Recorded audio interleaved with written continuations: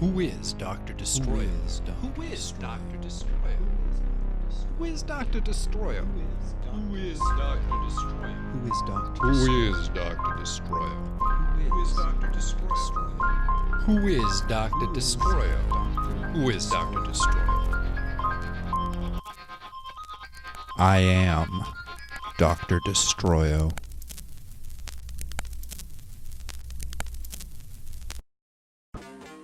From the Death by Media Man podcast show, it's Dr. Destroyo. The story of the world's first true supervillain. We're telling Dr. Destroyo in sequence every 2 weeks. So if you haven't listened to the first episodes, go back and start there. Then, this will all make a lot more sense.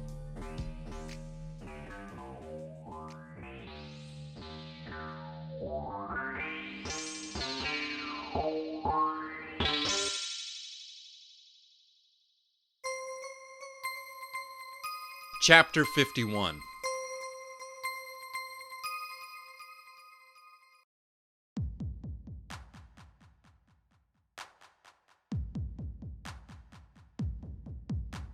Your costume really cost over $2 million? I asked Wayne. He didn't say anything at first. I'd noticed that Wayne had become very uneasy and skittish around me ever since I'd ended our first public mock battle by killing a homeless man dressed in my clothing. In fact, Wayne had started looking a little to me like he was in the midst of a rather severe nervous breakdown, which I figured I'd probably end up eventually using to my advantage, somehow. "Yeah," he finally said in a meek little voice. "Your parents must have left you a lot of money, huh?" Another long pause. It was some, yeah. "So you can get more, right?" Wayne Boudreau stared at me, his eyes begging me to release him. He was too caught up in the flow of events, though. He was suffering from shell shock, or maybe battle fatigue. Something inside of him was surviving by just shutting down and responding to all stimuli with an oblivious sense of forward momentum. "We're gonna need cash, Wayne. Lots of cash." I always wore the Dr. Destroyo mask around Wayne now. He wore part of the Solutions costume, but usually only the chest armor and rarely the cowl. It was like he'd grown scared of the mask and what it represented. I don't know. How much money? "Dude, you spent $2 million on a suit."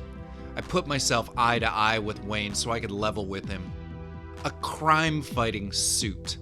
And I think you understood when you were buying it and building it that it was just an investment. Because now you're not paying for a suit. You're paying for something larger. An event.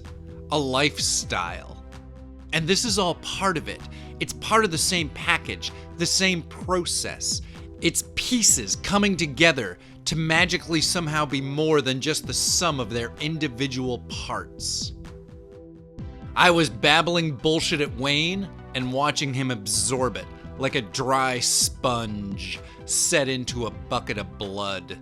Of course it was nonsense, but it sort of made sense too. Just a little. Just enough. "What are we buying?" Wayne asked, his voice a weak little tremble. My couch had become the setting of some very intense conversations. "First things first," I felt myself smiling under the mask. "We'll need to organize the money, and you'll need to get as much as you can, literally, okay?" Coercing Wayne was a strange thing to do. In a way, I knew I was bullying him. I was applying pressure to his obvious fear of me. But at the same time, I made sure that I never acted like I was bullying him. He was my best friend, my only friend, every step of the way. I was helping him. It was all his idea, his vision, and I was just helping him to see it through. I was the genie in his lamp, turning fantasies into reality. "How much money?" Wayne asked again. I smiled and shut my eyes. The mask was a second skin, one that I'd grown like a carapace to protect myself from the rest of the world. And yet, it felt like my true self. Some new, pure version of myself that had risen up from the depths of my seemingly shallow personality. Slowly, my eyes reopened, and I focused on Wayne Boudreau, the boy seated nervously on my couch where Tom used to sit. "All the money you've got," I told him.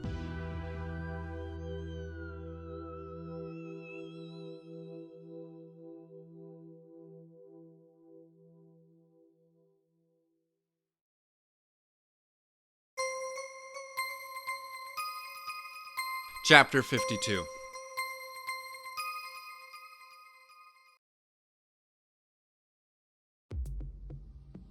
So, Wayne Boudreau went to a local branch of his bank, and he took out a lot of cash.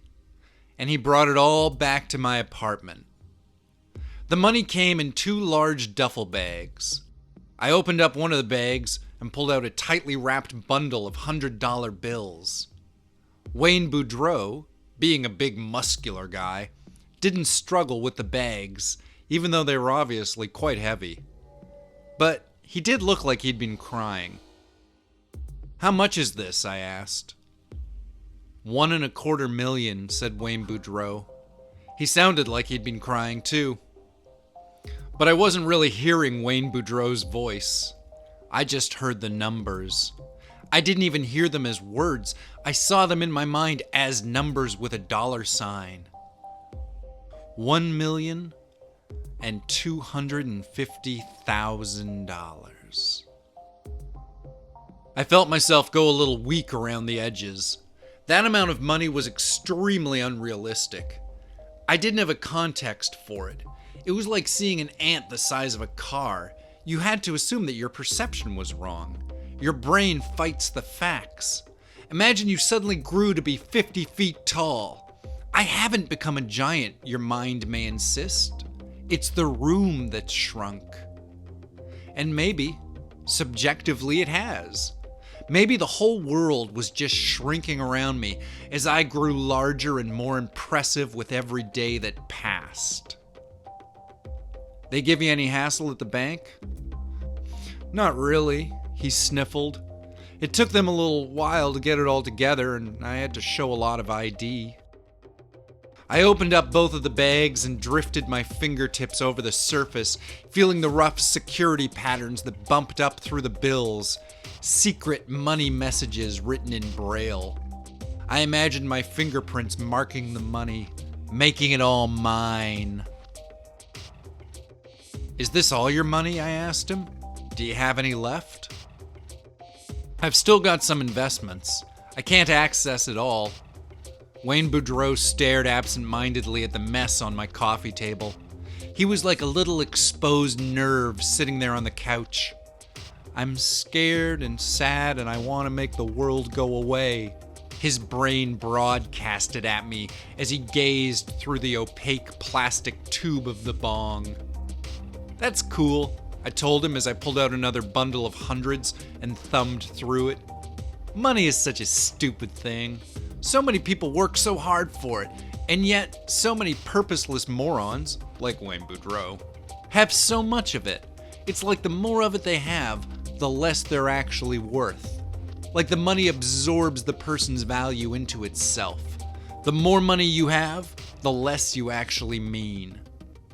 I was mumbling nonsense half aloud as I completed calculations in my head about the amount of cash I was looking at.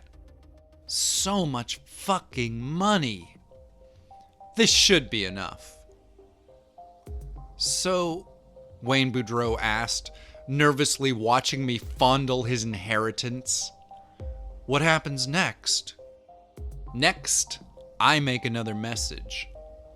"Another of your videos?" "Yeah." I couldn't stop touching the money. It felt almost sexual. "I'm going to record a new thing and put it out like I put out the others, And then we'll be set up for the next phase. There was a part of me that felt like what I was currently doing might be the best part of the job, making up plans and explaining them to a subordinate. And I had begun thinking of the solution as a subordinate. He may have started out as an adversary, but now I had him bringing me bags of cash and trembling when I raised my voice. It was just like that old hippie song. He fought crime like a superhuman, but he cried just like a little girl. The next phase? He asked, repeating my words like a worried child. That's right, I told him. See, I'm gonna threaten you in the video. Like I'll call you out. And then, when we meet up in public again, we'll reference it. We'll tie it all together, right? And set you up to be the hero. I'll be the hero? Wayne Boudreau repeated hopefully, looking somewhere between my face and the floor. He appeared to have fallen into a gentle state of shock, like he was deeply traumatized. Because you are the hero, I assured him. I am the hero, he said, sounding only partially assured. And I'm the villain, I explained so patiently that it could have been considered foreboding. Keeping the solution calm was like soothing a nervous little dog. He twitched visibly every time I moved, and he had to go off to pee every 20 minutes. Meanwhile, just a few feet away from our dumb conversation, there was the money, the cash, the dollars in the bag. It was like a magnet for my attention, continually drawing me back. The idea of the money was nothing less than surreal, like something out of a dream. You could smell it, there was so much of it. It smelled like ink and paper, like greed and progress. The money smelled like sex and drugs and blood. They say you can find trace elements of cocaine on 85% of all paper money. Somebody rolls up a $20 bill and snorts with it, and then that bill winds up in a bank machine with others, spreading the dust around in microscopic traces. Perhaps there's trace amounts of semen and vaginal fluids in money too, and blood, and sweat, and lies. Maybe money's infused with all the best stuff it can buy. Personally, I can't really see the difference between a $100 bill and a piece of used toilet paper, and I said as much to Wayne in a bit of a rambling diatribe as I sorted through his money, our money, my money. Money's just another leash they put on you so they can walk you around and make you sit up and beg. It's a lie sold to the poorest of the working class and a tool used to manipulate everybody who wants to be average. Money is like the tongs you use when you want to pick something up without touching it. It keeps things a comfortable distance away. I don't want anybody else to get hurt, Wayne Boudreau finally blurted out to me as I was putting the duffels of cash away in the closet of Tom's room. I don't think we need to do that again. You're not gonna hurt anybody, Wayne, I assured him. I wouldn't ever hurt anybody, Wayne said quickly. Not ever. I'm not like that. I know you're not, I told Wayne Boudreau. I'm the good guy, Wayne Boudreau said. I know you are, I told Wayne Boudreau. I'm the good guy, he repeated, rubbing his knees with his palms as he sat on my couch. And good guys don't let people get hurt, I reminded him. And it's okay. It's okay for you to feel the way you do, Wayne. You're a superhero. You've seen some amazing things, some upsetting things. You think cosmic level superhumans don't get scared when they're staring into the abyss of total darkness that exists all around the edges of our universe? You think they don't get scared at the bottom of the sea or on alien worlds where everyone is dead? Of course they get scared. Everybody gets scared. I am scared, Wayne Boudreau admitted. His voice was that of a young boy so fearful of the unknown that he could just barely peer past his room into the darkness of the outer hall. His voice was the voice of a child that wanted its mother. She'd sweep the scared little boy up in her arms and tuck him into bed. Safe at home again, jiggity jig. It's okay, I assured him. I was scared too at first, but it gets easier. Wayne Boudreau looked up at me and tried to force a little smile. It looked awkward and out of place. It does? He asked. Sure it does, buddy, I lied, putting a hand on his shoulder. Sure it does.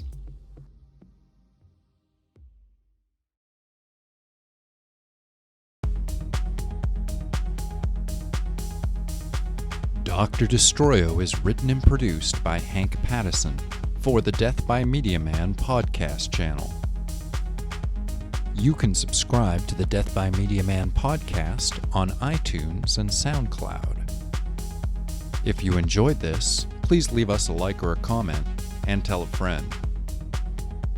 And if you'd like to support the Death by Media Man channel with your money, there's a link to our Patreon in the description of this program. Thanks so much for listening, and we'll see you in 2 weeks for the next installment of Dr. Destroyo.